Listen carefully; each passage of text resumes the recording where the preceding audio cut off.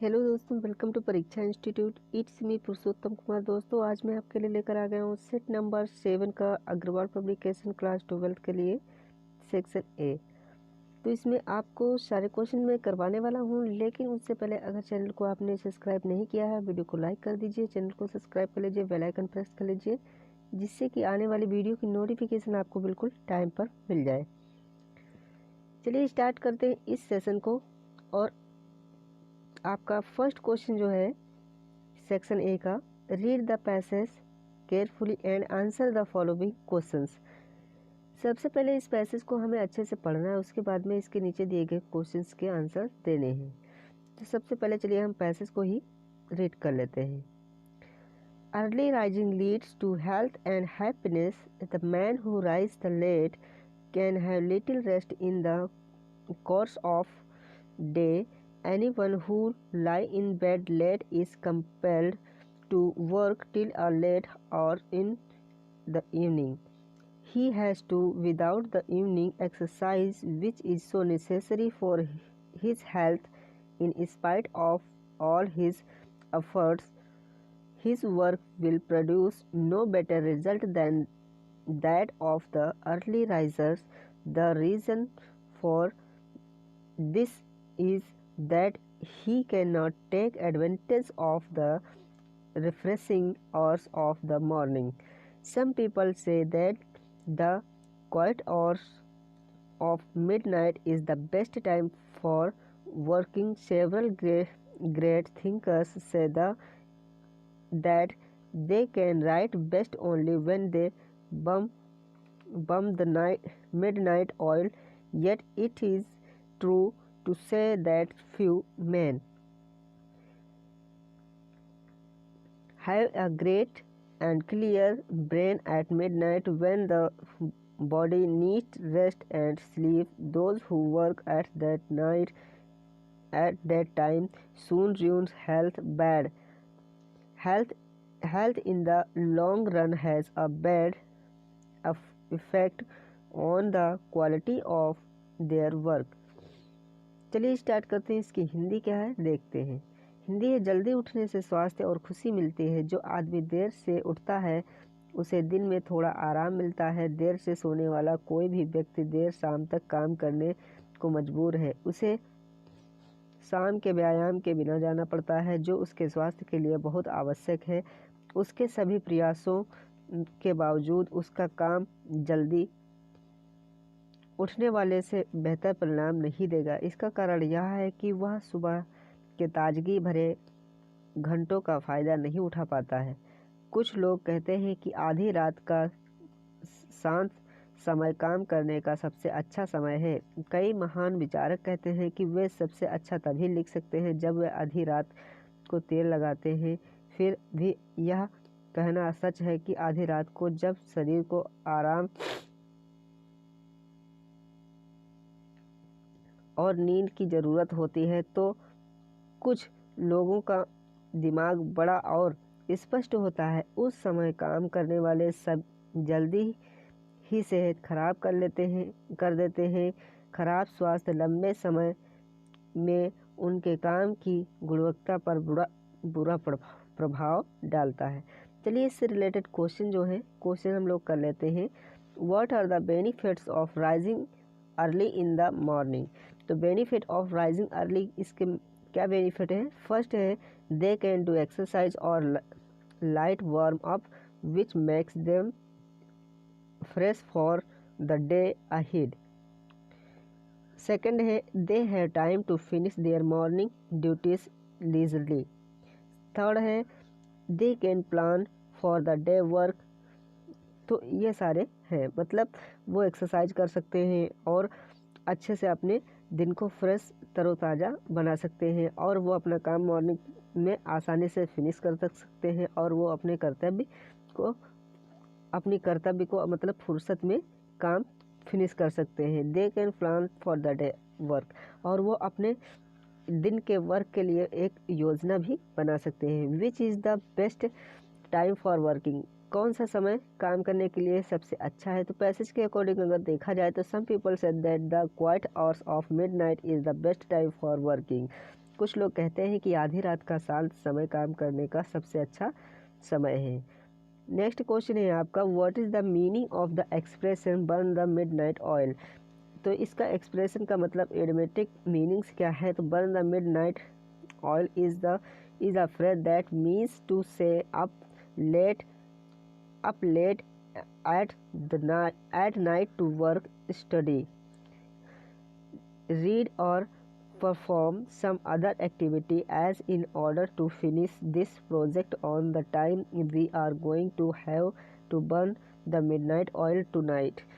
ये मतलब burn the midnight oil का एक मुहावरा का है जिसका अर्थ है काम करना या करना, अध्ययन करना, पढ़ना या कोई अन्य गतिविधि करने के लिए देर रात तक जागना। जैसे कि इस परियोजना को समय पर पूरा करने के लिए हमें आज रात आधी रात का तेल जलाना होगा, मतलब कि हमें आधी रात तक जागना पड़ेगा।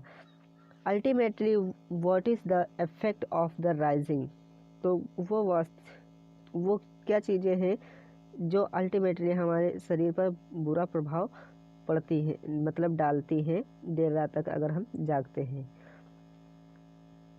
The man who rising late can have little rest in the course of the day. He has to go without the evening exercise, which is so necessary for his health. In spite of his effect, his work will produce no better result than that of the early risers. The reason for this is that he cannot take advantage of the refreshing hours of morning। जो आदमी देर से उठता है उसे दिन में थोड़ा आराम मिलता है, उसे शाम के व्यायाम के बिना जाना पड़ता है जो उसके स्वास्थ्य के लिए बहुत आवश्यक है। उसके सभी प्रयासों के बावजूद उसका काम जल्दी उठने वाले से परिणाम बेहतर नहीं देगा। इसका कारण यह है कि वह सुबह के ताजगी भरे घंटों का फ़ायदा नहीं उठा पाता है। चलिए देखते हैं नेक्स्ट है, what is the synonym of forced in second line? तो इसमें सेकंड लाइन में फोर्स्ड का सिनोनिम्स क्या होगा? तो फोर्स्ड का सिनोनिम से हो जाएगा compelled. What is meant of the phrase clear brain at midnight? तो यहाँ पर clear brain midnight के phrase का meaning क्या होगा? चलिए देखते हैं। Some people say that the quiet hours of midnight is the best time for working, yet it is true to say that few men have a clear brain at midnight when the body needs to rest as sleep। कुछ लोग कहते हैं कि आधी रात का शांत समय काम करने का सबसे अच्छा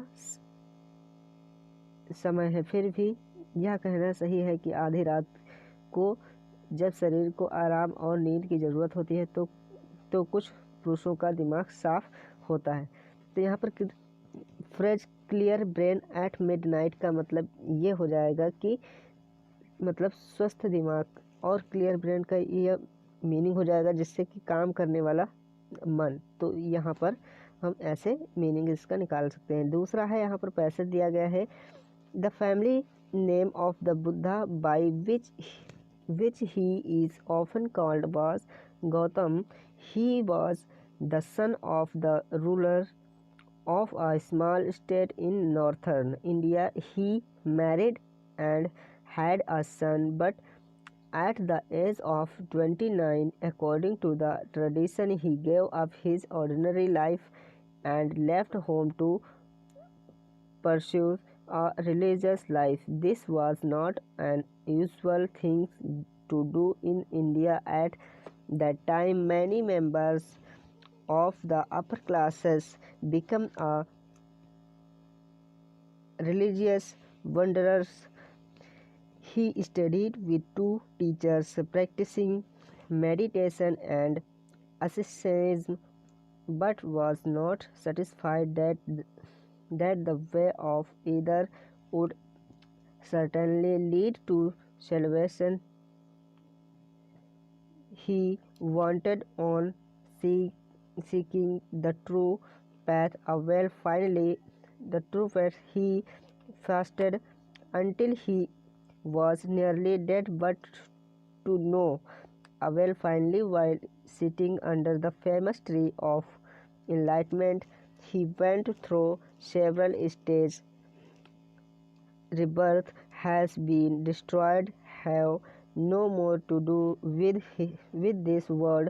He had become the Buddha, that is to say, the enlightened one. One, one,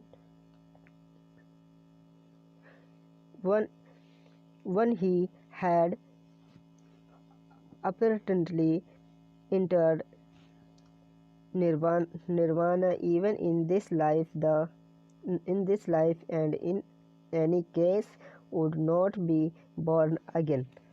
चलिए यहाँ पर देखते हैं इसकी हिंदी। बुद्ध का पारिवारिक नाम जिनके द्वारा उन्होंने अक्सर बुलाया जाता है गौतम था। वह उत्तरी भारत के एक छोटे से राज्य के शासक के पुत्र थे। उसने शादी की और उनका एक बेटा था, लेकिन 29 साल की उम्र में परंपरा के अनुसार उन्होंने अपना सामान्य जीवन छोड़ दिया और धार्मिक जीवन जीने के लिए घर छोड़ दिया। उस समय भारत में ऐसा करना कोई असामान्य बात नहीं थी। उच्च वर्ग के कई सदस्य धार्मिक पथिक बन गए। उन्होंने ध्यान और तपस्या का अभ्यास करने वाले 2 शिक्षकों के साथ अध्ययन किया, लेकिन ऐसा नहीं था संतुष्ट है कि दोनों में से किसी का मार्ग निश्चित रूप से मोक्ष की ओर ले जाएगा। वह भटकता रहा सच्चे मार्ग की तलाश में। उसने तब तक उपवास किया जब तक कि वह लगभग मर नहीं गया, लेकिन कोई फायदा नहीं हुआ। अंत में प्रसिद्ध ज्ञान के वृक्ष के नीचे बैठकर वे तपस्या के कई चरणों से गुजरे, जिसके अंत में वे कह सकते थे कि पुनर्जन्म को नष्ट कर दिया गया है। इसका इस दुनिया से कोई लेना देना नहीं है।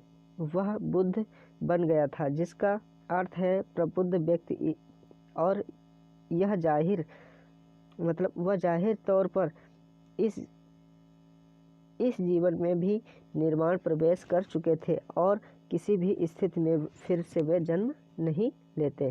चलिए देखते हैं इसके क्वेश्चन क्या है। क्वेश्चन है, when did Gautam Buddha leave home? Gautam Buddha ने अपना घर कब छोड़ा? तो 19 की अवस्था में उन्होंने अपना घर छोड़ा था।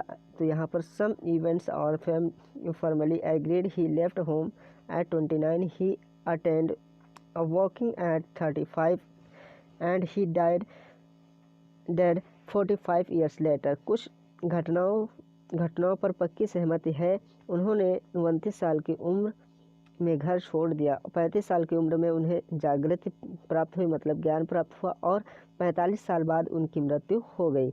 Why did Buddha observe fast? तो बुद्ध ने फास्ट मतलब व्रत क्यों रखा, उपवास क्यों रखा? The Buddha recommended this kind of fasting afternoon for health reasons, stating I do not eat in the evening and thus I am free from illness and affliction and enjoy health, strength and ease. तो बुद्ध ने स्वास्थ्य कारणों से दोपहर के बाद इस तरह के उपवास की सिफारिश करते हैं। वे कहा कि मैं शाम को नहीं खाता और इस तरह बीमारी और क्लेश से मुक्त हूँ और स्वास्थ्य, शक्ति और आराम का आनंद लेता हूँ। Why did Buddha leave his home town? Buddha ने अपना होम टाउन क्यों छोड़ा, उसके बारे में बताना है। Therefore he discovered what he would later understand more deeply during his enlightenment, suffering and the end of suffering, moved by all the things he had experienced, he decided to leave the palace in the middle of the night against the will of his father, to live the life of a wandering ascetic। तो इसलिए उन्होंने पाया कि मतलब कहा जाता है कि वह बाद में अपने ज्ञानोदय के दौरान और अधिक गहराई से समझेंगे कि दुख और पीड़ा का अंत उन्होंने जो कुछ भी अनुभव किया था उससे प्रेरित होकर उसने अपने पिता की इच्छा के विरुद्ध एक भटकते हुए तपस्वी का जीवन जीने के लिए आधी रात को महल छोड़ने का फैसला किया। What is the synonym of deliverance? तो यहाँ पर डेलिबरेंस का हो जाएगा सेलिब्रेशन, और यहाँ पर आपका what does the word tree of enlightenment refer to?